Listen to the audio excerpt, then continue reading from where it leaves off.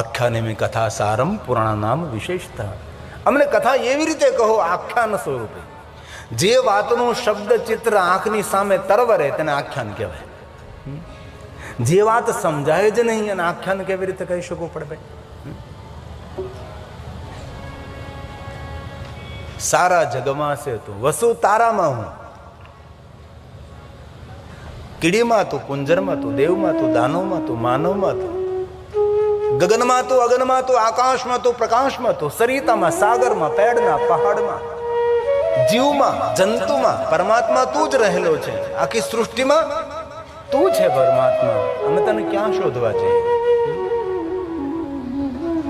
આપણી સનાતની પરંપરામાં છે કે દરેકમાં ઈશ્વરનું દર્શન કરવું, પણ આપણો સનાતન ધર્મના આચાર્યો પથ્થરમાં ભગવાન છે એવું કહેવામાં સફળ થઈ ગયા. આપણા સનાતન ધર્મ દરેક આચાર્યો પથ્થરમાં ભગવાન છે એવું કહેવામાં સફળ થયા છે, પણ મનુષ્યમાં ભગવાન છે એવું કહેવામાં પૂર્ણ સફળ નથી થયા. આપણે આ મનુષ્યમાં ભગવાન છે આટલી સફળતા એમાં ન મળે. હર મનુષ્યમાં પરમાત્મા છે એવું કહેવામાં જો સફળ થયા હોત તો વેર, વૃત્તિ, રાગ, દ્વેષ, ઈર્ષા, મારું તારું આ બધું મટી જાય. પણ નહીં, પથ્થરમાં પરમાત્મા છે એ કહેવામાં આપણે સંપૂર્ણ સફળ થઈ ગયા. પણ હર મનુષ્યમાં ભગવાન છે એવું કહેવામાં પૂર્ણ સફળતા ન મળે. સારા જગમાં છે તું,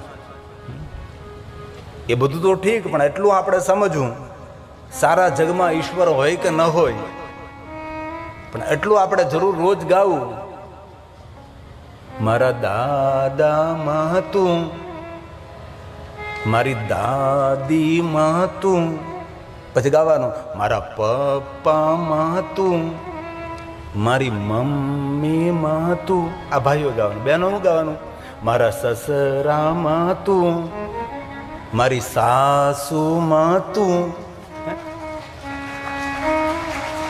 દિવાલીમાં, શિવાલયમાં, ગિરજાઘરમાં, તીર્થમાં પરમાત્મા તું હો કે ન હો મને ખબર નથી, પણ મારા સસરામાં ભગવાન તું છે, મારી સાસુમાં તું છે.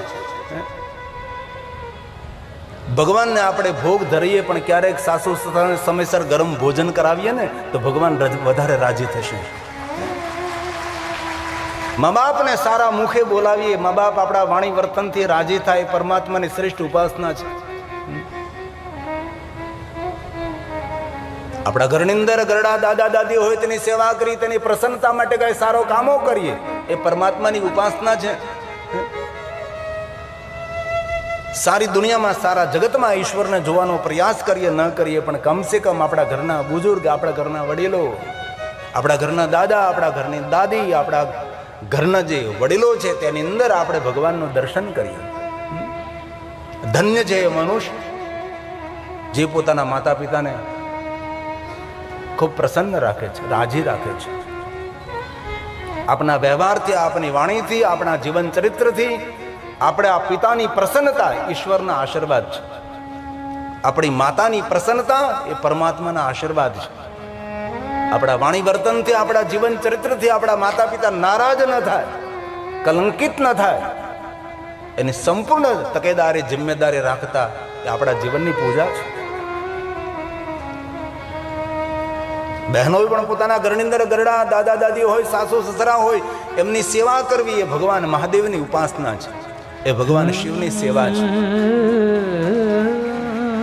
ભગવાન સ્વયં શિવ કહે છે કોઈ પણ જીવને તૃપ્ત કરો, કોઈ પણ જીવને રાજી કરો, કોઈ પણ જીવને પ્રસન્ન કરો, એ મારી સ્વયંની પ્રસન્નતા છે. ભગવાન મહાદેવે સ્વયં કહ્યું છે પૂરા વિશ્વની અંદર હું રચાયેલો છું. બ્રહ્મા નારદને કહે છે, નારદ કઈ રીતે તમને સમજાવું? હું આ વાતને સમજવી, સમજાવી બહુ જ કઠિન છે નારદ. તેથી હું કથાના પ્રારંભમાં કોઈ ભગવાનને પ્રણામ નથી કરતો. જો કોઈ ભગવાનને પ્રણામ કરું તો એમનો પણ કોઈ ભગવાન હોય, બ્રહ્મને પ્રણામ કરું તો એમનો કોઈ બ્રહ્મ હોય. તેથી હું બ્રહ્મ બીજની વંદના કરું છું, જ્યાંથી બ્રહ્મનું ઉત્પત્તિ સ્થાન છે. બ્રહ્મ બીજ સ્વરૂપ એક નાનકડું બીજ કેટલો મોટો વડલો ફલિત થયો છે. નાનકડા બીજમાંથી એટલો મોટો વડલો છે. તેથી આ બીજને હું પ્રણામ કરું છું. આ શબ્દો બ્રહ્માજીના છે. કોને પ્રણામ કરે છે, કોની વંદના કરે છે? સ્વયં બ્રહ્માજી નારદની સમક્ષ કહે છે. આ શબ્દ પ્રસાદ સ્વયં બ્રહ્માજીનો છે. હે નારદ, આદરપૂર્વક સાંભળો. બ્રહ્મ રૂપ બ્રહ્મજ્ઞ બ્રહ્મરૂપ બ્રહ્મજ્ઞ બ્રહ્મ ભાવે ચ તત્પર બ્રહ્મ બીજ સ્વરૂપેણ બ્રહ્મ બીજ નમોસ્તુતે. આ બ્રહ્માજીની વંદના છે. સ્વયં બ્રહ્માજી બોલે, કોને વંદન કરું છું, કોને નમસ્કાર કરું છું? બ્રહ્મ બીજ નમોસ્તુતે. સ્વયં બ્રહ્માજી બોલે છે, જે પૂરા જગતમાં વ્યાપક છે, જે વિસ્તૃત છે, સર્વવ્યાપક, સર્વત્ર.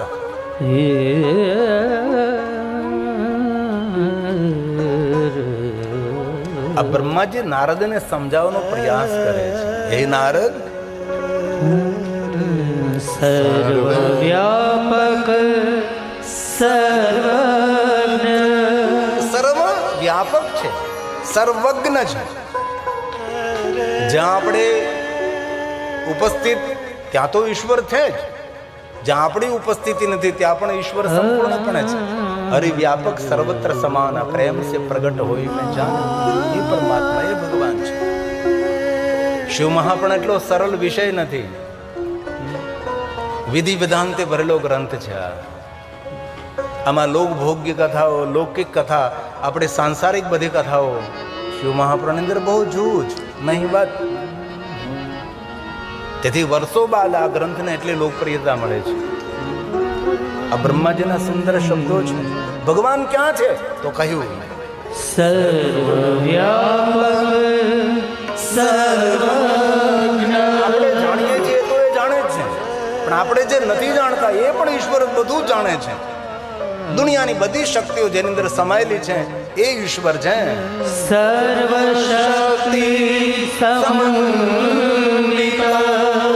ઈશ્વર સુંદર નથી, પરંતુ અતિ સુંદર દેવેશ નમસ્તે જગદીશ્વર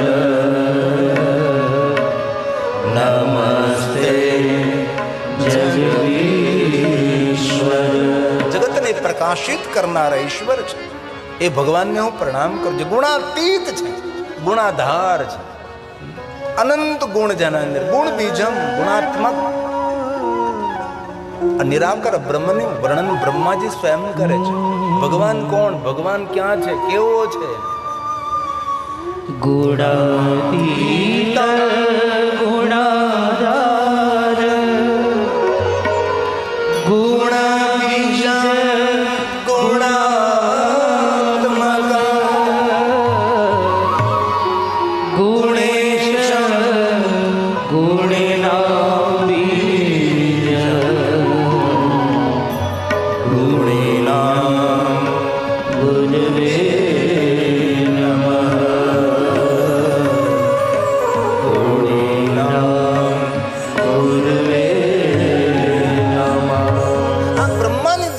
નિરાકાર બ્રહ્મ ભગવાન શિવનું વર્ણન છે. જનકસિંહ સાહેબ આવે છે, પૂજ્ય પરમ વંદનીય જણારામ બાપા એવા એમના કોઈ કાર્યમાં થોડી વાર બેઠા છો બાપુ? આપ આગળ જનકસિંહ સાહેબ આવે છે. જમનગર અમારું નિવાસ સ્થાન છે. રાજેન્દ્રસિંહ જે રાણા, એમના નાના ભાઈ વિશેષ પ્રકારે આજ કથામાં ઉપસ્થિત થયા છે. રાજકોટથી વિશેષ કથામાં હાજરી પુરાવવા માટે આવ્યા છે. યોગીરાજસિંહજી, ખૂબ હૃદયથી તાલીઓડ એમનું આપણે સ્વાગત કરીએ છીએ. આપની ઉપસ્થિતિની અમે નોંધ લઈએ છીએ.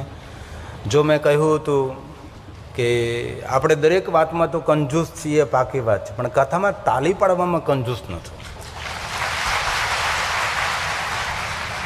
તાલી એ મનોવૈજ્ઞાનિક શ્રેષ્ઠ ઉપચાર છે.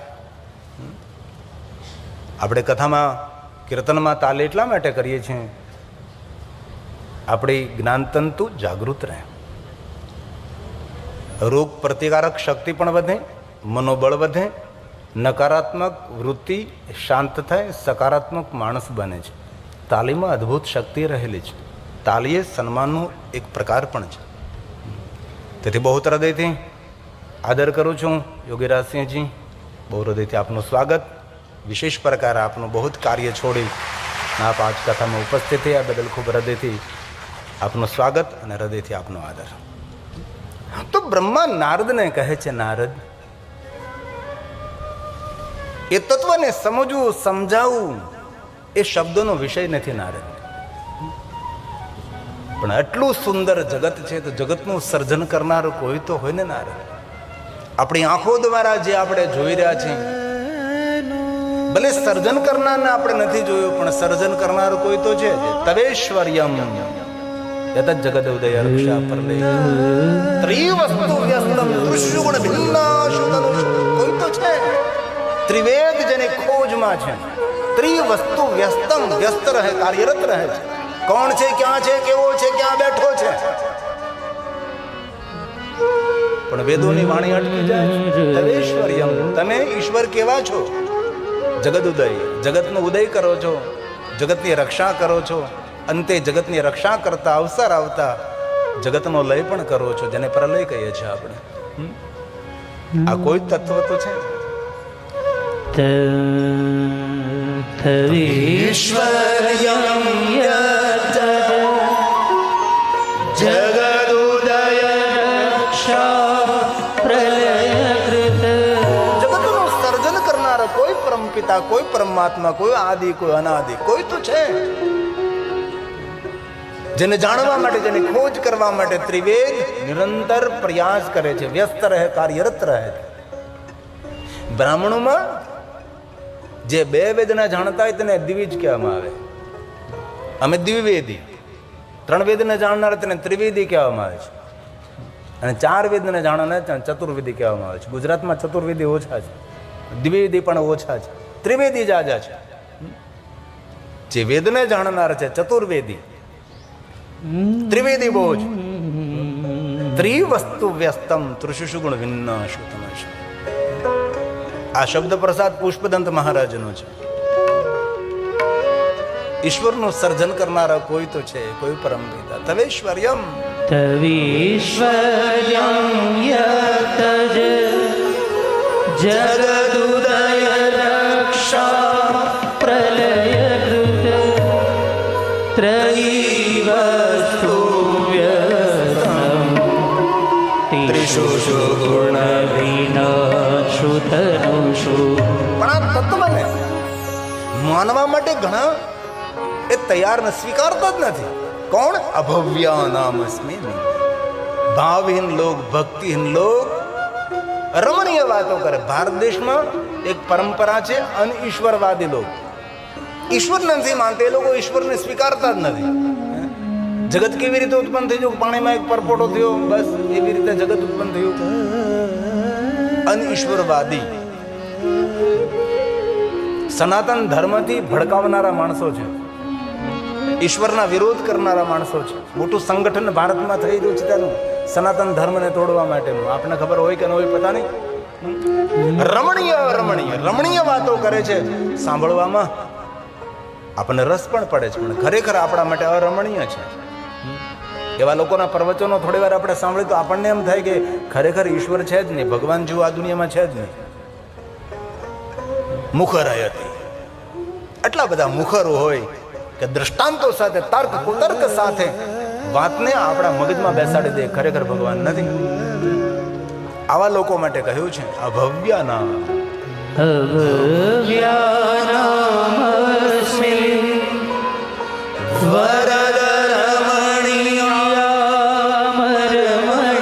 ભગવાન મહાદેવનું નામ છે વરદ. વિહંતુ વ્યાક્રોશી વિદધૈહે કે જડધિય જડબુદ્ધિવાળા માણસો વિદધૈહે કે જડ બુદ્ધિવાળા માણસો ઈશ્વર વિરોધી વાતો કરે છે, અને આવા માણસોની પાસે બેસવું નહીં. જીવનમાં આધ્યાત્મિકતા બહુ જરૂરી છે. અત્યારે મનોવૈજ્ઞાનિક ડોક્ટરો વધી રહ્યા છે. અત્યારે શરીરની દવા આ સમયની અંદર ઓછી વેચાય છે, જાજી તો માનસિક રોગોની દવા વેચાઈ રહી છે. એટલા બધા લોકો માનસિક રોગી બની રહ્યા છે, જેને આપણે ડિપ્રેશન કહીએ, હતાશા, નિરાશા, ઉદાસીનતા, તણાવગ્રસ્ત લોકો બનવા લાગ્યા. હારા હારા માણસો, મોટા મોટા ઉદ્યોગપતિ, મોટા મોટા ધનપતિઓ માનસિક રોગના શિકાર બનવા લાગ્યા છે. ત્યારે માનસિક રોગના ડોક્ટરો એમ કહે થોડા આધ્યાત્મિક બનો, એમ કહે છે, થોડા શ્રદ્ધાવાન બનો, ભગવાન ઉપર થોડો ભરોસો રાખો, દેવાલયે જાઓ, શિવાલયે જાઓ, સત્સંગ કરો, તમારા ઈષ્ટની પૂજા કરો. આવું ડોક્ટરો કહેવા લાગ્યા લોકોને. શરીરમાં કોઈ રોગ થયો હોય તો કોઈ ઔષધથી, કોઈ દવાથી સારો થઈ શકે છે, પણ માનસિક રોગો આજે વર્તમાનની અંદર વધવા લાગ્યા છે. અને માનસિક રોગ 3-3, 4-4, 5-5, 6-6, 7-7 વર્ષે, ઘણા તો આજીવન નીકળતા નથી બહાર તેમાંથી. આપણે તો ગામડામાં રહેનારા માણસ, ચોખ્ખું દૂધ ખાનારા, ચોખ્ખી હવાનું ગ્રહણ કરનારા, એટલે આપણે તો બહુ ભાગ્યવાન છીએ. આપણા વર્તમાન પીઠાધીશ્વર, અમારે ગાદીપતિ પરમ પૂજ્ય પરમ વંદનીય જનકસિંહ સાહેબ ઉપસ્થિત થયા છે. બહુ હૃદયથી તાલી વડે જેમનું આપણે આદર અને સ્વાગત કરીએ છીએ. જેમની ધર્મનિષ્ઠા છે, જે પરોપકારી છે, સૌનું સારું ને ભલું વિચારનારા છે. કાલ મને એક સુંદર એક પુસ્તક આપવામાં આવ્યું, તેમાં હરિસંઘ સાહેબની ઘણી બધી વાતો મેં સાંભળીને જોઈ, મને ગમ્યું. કોઈ પણ માણસ ભૂખ્યો હોય તેને ભોજન આપવું, કોઈ પણ સાધુ સંતની સેવા કરવી, સાધુ સંતે ભોજન કરાવવું, અને સાધુ સંત બ્રાહ્મણને ભોજન કરાવ્યા પછી ખાલી હાથે તેને વળાવવો નહીં, તેને દક્ષિણા આપવી. અને પોતાની પાસે દક્ષિણા ન હોય તો કોઈને કોઈ રીતે તેની વ્યવસ્થા કરવી અને સંપૂર્ણપણે તેની સેવા કરવી. અને આજે જે કાંઈ સુગંધ ફેલાઈ રહી છે એ હરિસંઘ સાહેબની સેવાનું સુગંધ છે. જેના કાર્યો હરિ કરે છે, હરિસંઘ સાહેબ જેની તપસ્થલી છે, આજે ખુશ્બુ ફેલાઈ રહી છે. ગામના લોકો, આજુબાજુના પરગણાના લોકો જાણતા હોય છે કે હરિસંઘ સાહેબનું જીવન ચરિત્ર. ઘણીવાર પૂર્વકાલ કેવો હોય એ બહુ મહત્વ નથી, પણ વર્તમાન કાળની અંદર કેવું છે એ બહુ મહત્વની વસ્તુઓ છે.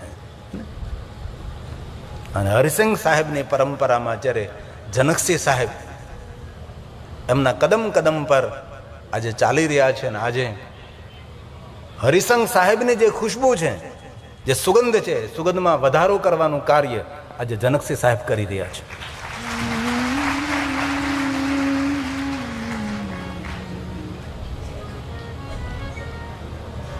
પુષ્પદંત કહે છે, તર્ક કુતર્ક કરનારા માણસો ખૂબ ધ્યાન રાખજો. ઈશ્વર વિરોધી વ્યક્તિ હોય તેનાથી દૂર રહેવું. જેના જીવનમાં આધ્યાત્મિકતા ન હોય, પરમાત્મા પર શ્રદ્ધા ન હોય, વિશ્વાસ ન હોય એવા લોકોથી દૂર રહેવું. જીવનમાં આગળ વધવા માટે કોઈ પણ ક્ષેત્રની અંદર આધ્યાત્મિકતા જરૂરી છે, પરમાત્મા પર વિશ્વાસ હોવો જરૂરી છે. શ્રદ્ધા તો આપણા માટે અમૃત છે, વિશ્વાસ તો આપણો શિવ છે, ને શ્રદ્ધા તો આપણી માં છે. શ્રદ્ધા સાથે કરેલું નાનકડું સત્કર્મ બહુ જ મોટું ફળ આપે છે. શ્રદ્ધા વિહીન કરેલું મોટું કોઈ સત્કાર્ય કોઈ ફળ નથી. તેથી આપણું જીવન શ્રદ્ધાથી ભરેલું હોય, આપણું જીવન વિશ્વાસથી ભરપૂર ભરેલું હોય. રામચરિતમાનસ, તુલસી, શ્રદ્ધા કોણ છે? એ અમારી માં ભવાની છે. વિશ્વાસ કોણ છે? એ અમારું શિવ છે. આ તુલસીનું બયાન, આ તુલસીનું વચન છે. શંકરો શ્રદ્ધાવાન ભવે, શ્રદ્ધાવાન બની. શ્રદ્ધા વિશ્વાસ રૂપિણો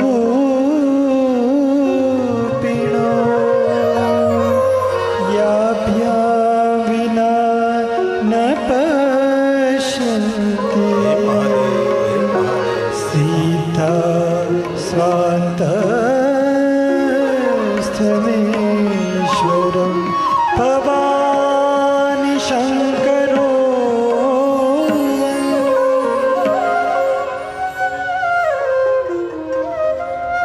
તેથી જીવનમાં આધ્યાત્મિકતા બહુ આવશ્યક છે.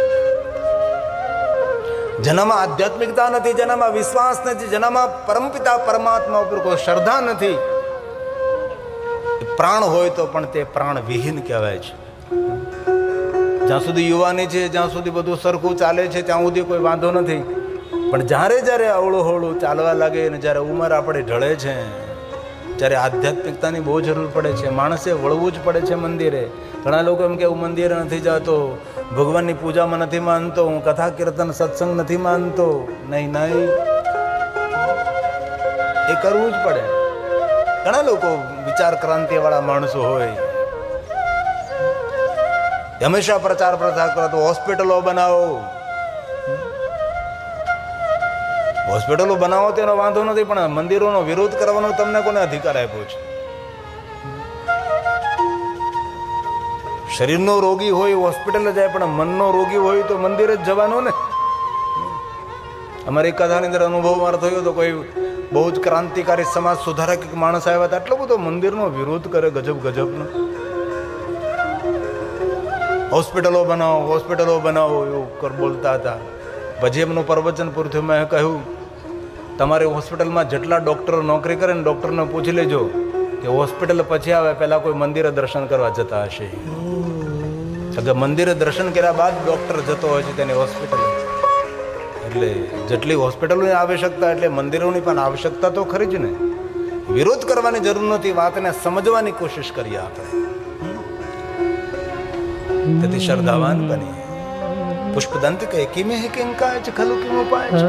ઈશ્વર છે તો ઈશ્વર ક્યાં છે, કેવો છે, તેની કાયા કેવી છે, ક્યાં બેઠો છે, કેમાં ધારો, કિમ ઉપાય, ક્યાં ઉપાયથી જગતનું સર્જન કર્યું, કેમાં ધારો ધાતા, ક્યાં બેઠા બેઠા, ક્યાં ઉપાદાન વડે જગતનું સર્જન કર્યું. આ પુષ્પદંત મહારાજનો તર્ક છે. કિમિહ કિંકાય સખલુ કિમુપાય ત્રિભુવનમ. ત્રિભુવનને કઈ રીતે સર્જન કર્યા છે? આટલું સુંદર જગત છે, સર્જન કેવી રીતે કર્યા, ક્યાં બેઠા, કઈ જગ્યાએ, ક્યાં ઉપાદાન, ક્યાં સાધનો વડે જગતનું નિર્માણ કર્યું છે. કિમાધારો ધાતા સૃજતિ કિમુપાદાન ઇતિ ચ અત કૈશ્વર્યેસ્તવ્ય યનવસર દુષ્ટો અતતિય કૃતર્કોયમ કાશી મુખરયતિ મોહાય જગત મુખરયતિ મોહાય જગત. તેની મુખરવાણી જગતને મોહિત કરે છે. ઈશ્વર વિરોધી લોકો એટલું પ્રવચન કરે છે, થોડી વાર તો આપણને પણ એવું થવા લાગે ખરેખર આ માણસની વાત સાચી છે, પણ અંતે વિચારીએ તો લાગે કે નહીં આપણા માટે એ યોગ્ય નથી. ભાવહીન લોક છે, રમણીય વાત કરે છે પણ આપણા માટે અરમણીય છે. બ્રહ્મા નારદને કહે છે, નારદ કઈ રીતે હું તમને સમજાવું? આપણી આંખો દ્વારા જે આપણે જોઈ રહ્યા છીએ એક પણ વસ્તુ નહીં. ઘનઘોર અંધકાર. નારદ કહે ઘનઘોર અંધકારમાં શું હતું, કોણ હતું એની મને ખબર નથી, પણ મને ભરોસો, મને વિશ્વાસ છે કે કોઈ તો હતું, જેનું કોઈ રૂપ નથી, જેનો કોઈ રંગ નથી, જેનો કોઈ આકાર નથી.